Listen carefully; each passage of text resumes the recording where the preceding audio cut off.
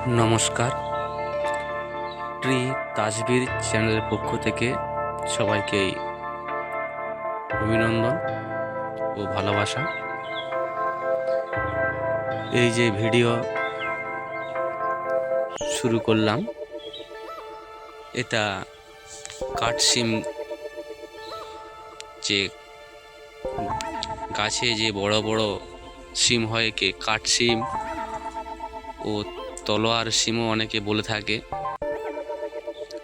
আর এগুলো খুব বেশি বড় হয়। এই সিমগুলো আমাদের এলাকায়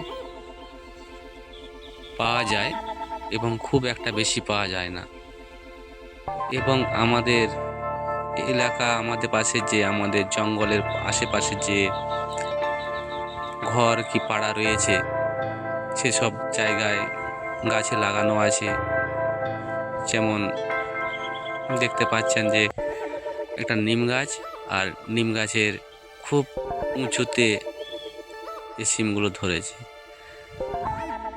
আর এই সিমের ব্যবহার এবং কিভাবে খেতে হয়, আমাদের গ্রামের লোক সেটা ঠিক জানে না। আর অনেকে এগুলো খায় না, কারণ কিভাবে খেতে হয় সেটা তো জানা নেই। এবং যারা জানে তাদের মুখে শুনেছি, যদিও বা দেখিনি। বলে এগুলো যখন নরম থাকে তখন এগুলোকে কেটে সিদ্ধ করে কেউ ভর্তা এবং কেউ ভাজি খায়।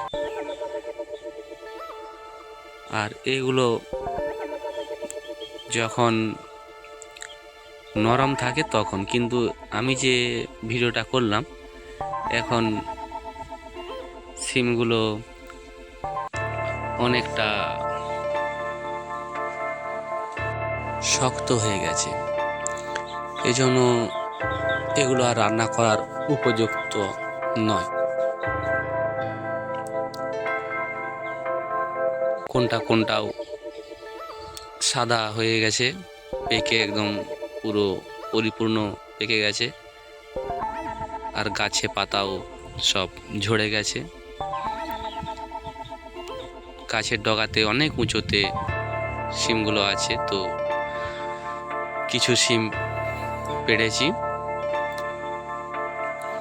এবং সে সিমগুলোর বীজ যে কেমন হয় সেগুলো দেখাবো।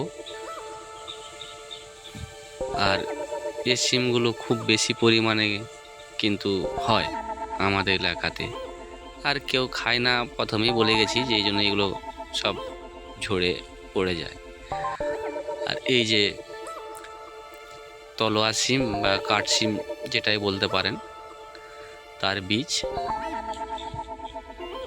বীজগুলো খুব বড়, আর রং দুধে আলতা। এই রংটাকে আমরা দুধে আলতা রং বলি।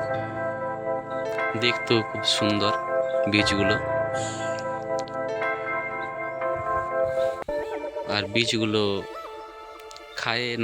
খায় না কি করে এটা বলতে পারবো না, কারণ যেহেতু আমরা এগুলো ব্যবহার করি না এবং খাইও না, সেজন্য এর সম্বন্ধে ততটা কিছু জানার নেই।